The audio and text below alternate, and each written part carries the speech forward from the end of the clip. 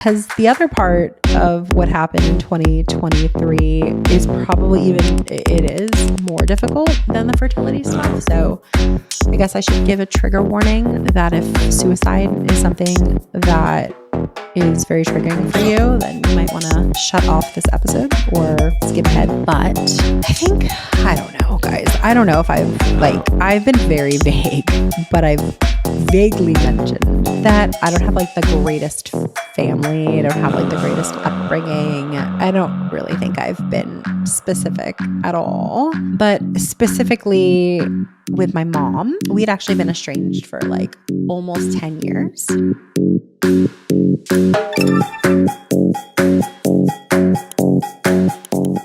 Hey guys, what is going on? My name is Jessy Grossman. Welcome back to the Women in Influencer Marketing podcast. If you are new, welcome. And I appreciate it if you guys were to subscribe and throw us a like, share the show if you enjoy it. I really appreciate you guys being here. It really helps the show. So this week's episode, it's going to be a solo episode. It is just me. And I'm going to be honest, this is a little scary for me. This is an episode that I have been wanting to record for a long time, but haven't. I have been worried about how do I say what I want to say? What do I even want to say in the first place? Life has been lifing, and it's been a really complicated, confusing, sad, stressful, crazy last few months. It's been months. It's been more than that, but I'm probably going to focus just on the last few months. And I just want to always be real with you guys. This podcast is meant to talk about influencer marketing, and it's also a women's only group. And I want to lean into that also. I think it's really important. There's a reason we are not people in influencer marketing. So if you are just in the mood for influencer marketing content and you're here and you're like, life is not lifing for me and I don't care and I'm not into it, that is totally fine. Trigger warnings all over the place because we're going to really get into it. So if you are not in the headspace for it, go and listen to our past episodes. We have 200 plus wonderful episodes, including the last few weeks of shows where we've had wonderful interviews and guests. But this week, we're going to really get into some shit. So if you're in the headspace and you care, I hope you stick around. So without further ado, let's get into it. This show is sponsored by Women in Influencer Marketing, better known as WIM, the best online community for the creator economy. You will meet fellow influencer marketers, you'll meet brands, you'll meet talent agencies to talk shop, get hired, and even find a mentor. When you become a member, do not forget to check out all of our incredible resources. For example, we have dozens of masterclasses from the top voices at TikTok, at YouTube, award-winning agencies, and women who are paving the way for us all. So if you want the chance to network with a who's who in influencer marketing, check out what it takes to become a member. Make more money and have fun doing it. Visit iamwim.com/join. That's iamwim.com/join today. And I so look forward to seeing you more around the community. All right. Life is lifing. I kind of don't even know where to begin. So for any of you guys who have been going through it, and I've spoken to many of you in 2023 that that was a really tough year. I am right there with you. It was a really tough year for me. It started out that my cat of 16 years, who I've had since my sophomore year of college, passed away. That was so heartbreaking. And then there's a subsequent, all these things that just kept on happening. And I really consider myself a fairly resilient person. I would definitely describe myself like that. But I even got to the point of it was just past my normal level of stress. And I was like, wow, I don't quite know if I'm as resilient as I thought. Because things were just affecting me. Like I was feeling it, but it was pretty intense things. So yeah. So one of the big things, I guess, that happened last year, there were really two major events. One of them I know I've shared on this show to a certain extent, are just all the fertility treatments that I'm going through and have been going through now for over a year. It takes so much time to even get started with all of that. So even after sort of going through this process for like a year and a half, really, I've only had 2 IUIs, and I only really feel like I'm sort of now getting the traction and the momentum, and I'm in the right place, and I'm in the best hands now than I was before. So I've had 2 IUIs. The first one was, I think, last year.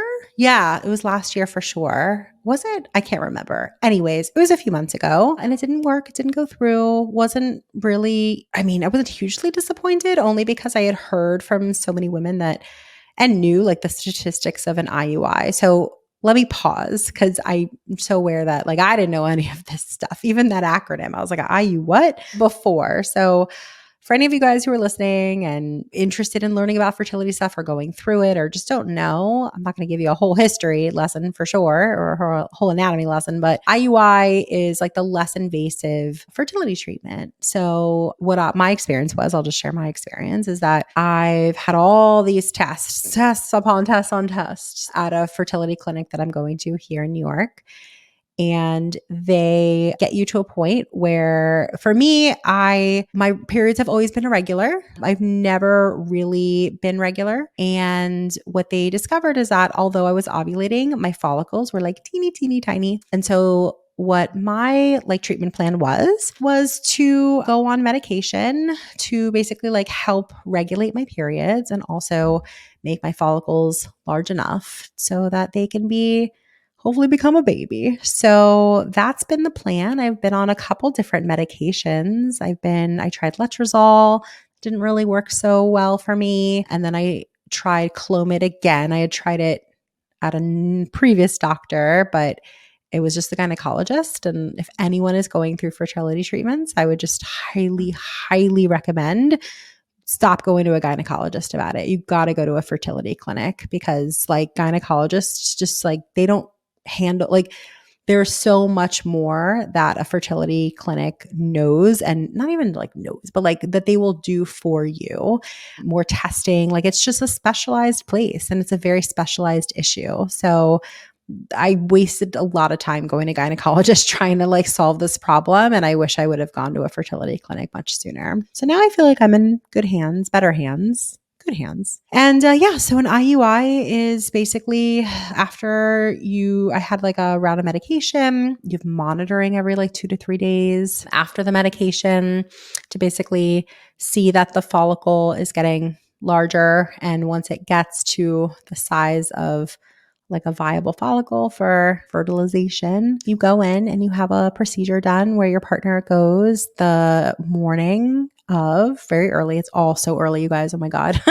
Everything is 7 to 8 a.m. Everything. So you go in, they like get a specimen, and then you go and have like a very minor procedure done to insert it. And like it's all so imperative that it's all timed out to like the exact, like within hours of when you ovulate, and you hope that it works. So the first time I did it, it wasn't successful. Again, I wasn't surprised, because the percentages of IUIs that are successful, I want to say it's less than 20% for sure. And I actually think it might be even significantly less than that. So I wasn't shocked, but we're trying to go the more conservative route for economic reasons, for health reasons, before we jump to anything like IVF, for example, which I don't even know if we would do. We haven't really gotten there yet. And then I had my second IUI in January. No, it had to have been before that. I'm so bad with time, you guys. I'm terrible with time. Doesn't matter. But I had my second IUI and I got pregnant. But this is not a pregnancy announcement video, because I ended up miscarrying. That was a huge blow. And it was like another thing that I wasn't, like when it happened, And it happened very, very early on. I wasn't as affected early on as I was later because I'm fortunate enough that I had known many women who have had miscarriages and they don't talk about it enough. No one talks about it enough. But I happen to be privy to like a handful of like freaking angels who shared this information because had I not been privy to it, I probably would have been way more heartbroken. It didn't really hit me until later. I think, I don't know, due to my upbringing and just things that I've been through, I don't really process things right away at all. I'm usually in like survival mode. So for me, I just know that about myself. It takes me a while to process things. And this was no different. But I had a miscarriage and it sucked. And it could have been so much worse. But I hate when people say that because it's still a tragedy. Like it's still terrible and it's a loss. And it was my first time getting pregnant and I'll never have that again. The excitement that I felt, I feel like I don't know that I'll be able to let myself go there again because I'll be thinking, what if, what if I have another miscarriage or what if something goes wrong? And I really let myself go there that first time, even though in the back of my mind, I knew like something could happen. Of course, we all know that like within the first trimester, so many things can happen, but I really let myself go there because I wanted to. And I'd worked so hard to get to that point, and I had a miscarriage. And then about a week after the blood tests just were sort of like they weren't looking promising. And like my doctor said, this is happening. You're having a miscarriage. I didn't really know what to expect. They kind of give you the option of whether you want to take a pill and just sort of like through a pill have it pass in a timed way. And I think theoretically more quickly, but I say theoretically because I didn't choose that route. I sort of had this idea in my head that I wanted to experience this. I'm getting so emotional right now. It was like the baby that I've always wanted. And I wanted to sort of give it the respect of not just passing it, through as quickly as possible and just getting it over with, right? Like I wanted to sort of give this baby the respect and love that it deserved by just having it go through this like natural process. So I chose to go that route, and it took a few days to like feel anything, but we actually had tickets to a comedy show of all things. This one night, I'm like a huge Tom Segura fan. I don't know if any of you guys listen to his comedy. He's so fucking funny. We had tickets to a Tom Segura show in New Jersey, like a random like Wednesday night. And I just started really going through it and having like really painful cramps. And it lasted for a few hours. But by the time I got to the show, they stopped. And that was it. And that was what it was for me to have a miscarriage. And of course, there's like, bleeding and et cetera, et cetera. And I didn't get my next period for a couple months after that. And so now I'm in the process of my next round of an IUI. I'm so hesitant to like talk about this on the podcast in real time because I just know that it can all take a long time. And I don't really want people like thinking, like, oh, like timing it out basically. And like knowing within a certain amount of weeks that if I don't share something that it didn't happen or whatever the fuck. But I'm just, I don't know. It's part of my story. So I'm sharing it with you guys. It sucks, it sucks.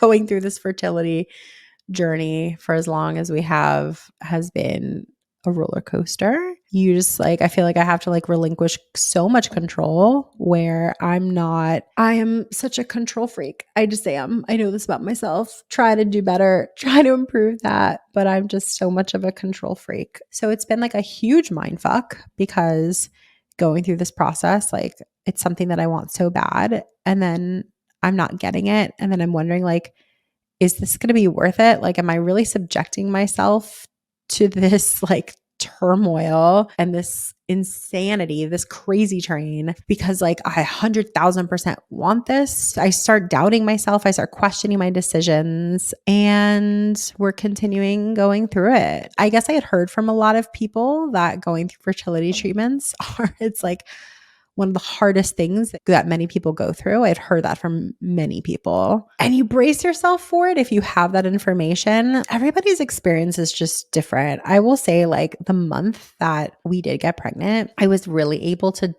honor my desire to downshift things with work, with whim, really, because I had been traveling so much before and I felt like my stress was so high and I wasn't like able to time it out to get all the testing done. And I just wasn't really prioritizing it. I was having fun traveling for work. I miss traveling for work. I love doing that. And so I was able to successfully, like, for 2 solid months, November and December, I didn't travel and I downshifted and I really prioritized this. And that's the month that I got pregnant. It's really hard to downshift your whole life for this like unforeseen amount of time. I don't know how long this is going to take. And it's such a mind fuck in every way, shape, and form. So that is, I guess, one of the major stresses. And this is such a hard,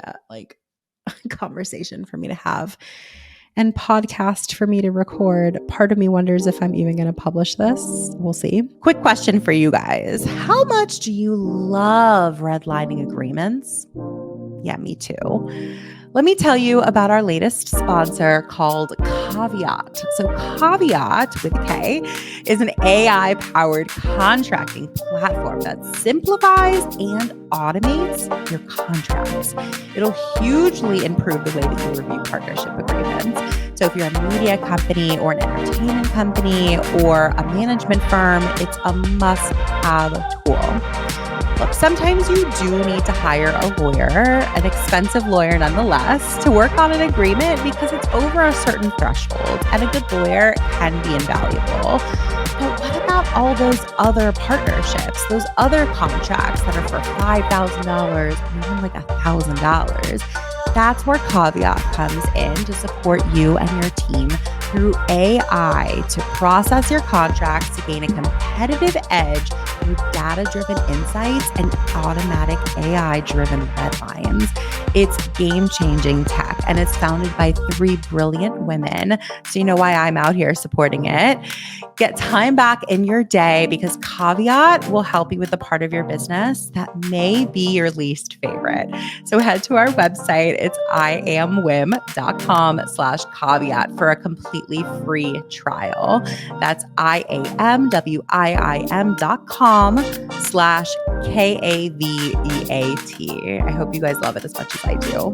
The other part of what happened in 2023 is probably it is more difficult than the fertility stuff. So I guess I should give a trigger warning that if suicide is something that is very triggering for you, then you might want to shut off this episode or skip ahead. But I don't know, guys. I don't know if I've been very vague, but I've vaguely mentioned that I don't have like the greatest family. I don't have like the greatest upbringing. I don't really think I've been specific at all, but specifically with my mom, we'd actually been estranged for like almost 10 years. She and I had to just set that boundary. Maybe I'll get into some of the reasons why in just a bit, but basically, yeah, we had been estranged for about 10 years. I always judged it to a certain extent, definitely thought people were judging me because it's like, oh my God, like,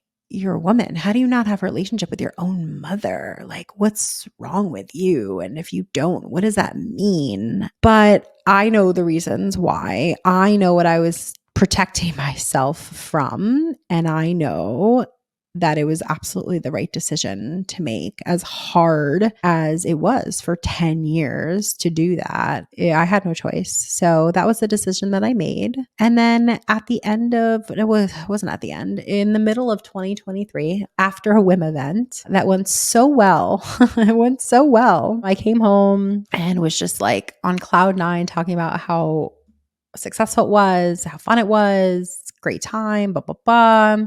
And then the next day, my boyfriend at the time, we're now engaged, asked me to come upstairs to our attic. So it's where his office is, and wanted to talk to me about something. And he told me that my mom killed herself, and he knew the day before, but he didn't want to ruin, this event for me. And he knew how important that night was for me. So he was sitting on that information for 12 hours. And thank goodness my aunt and uncle, who knew what happened, they called him first instead of calling me, because that was the right move. So he told me that my mom killed herself. Where do I even begin? It has been quite the journey. It's been many months since that happened, but I honestly only really feel like I'm finally feeling it now, very recently, in the past few weeks, couple weeks even. For months, I was just mad.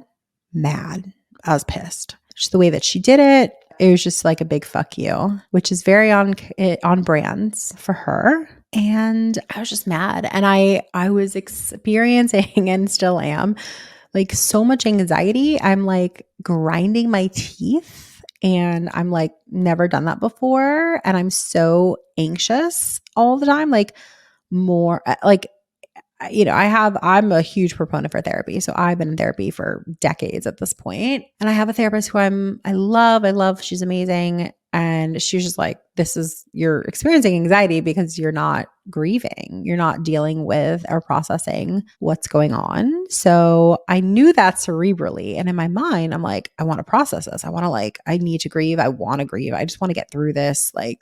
In my mind, I wanted to. In my heart, my body, I don't know, just wasn't cooperating.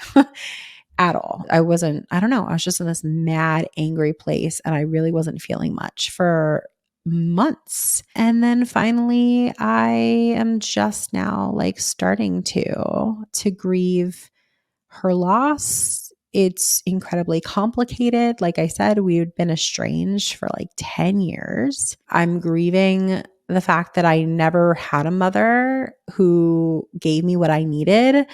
I'm grieving the fact that I just never will. It's very final. I'm grieving that never get to say goodbye. I'm grieving the trauma of how she did it. And there's so much.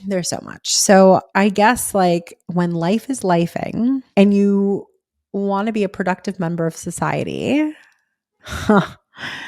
and you want to run a business, how the fuck are you supposed to do that? And I feel like I've been doing it fairly well, but I honestly feel like it's at the detriment of dealing with any of the personal things that are going on in my life. For me, I am a pro at being in a survival mode. So while other people might be on the floor and a mess and not able to work, I love working because it's my safe space. It's the place where I can just distract the hell out of myself and have a positive result. Things are good. Things are successful. It's all good over there. It's all roses over on that side.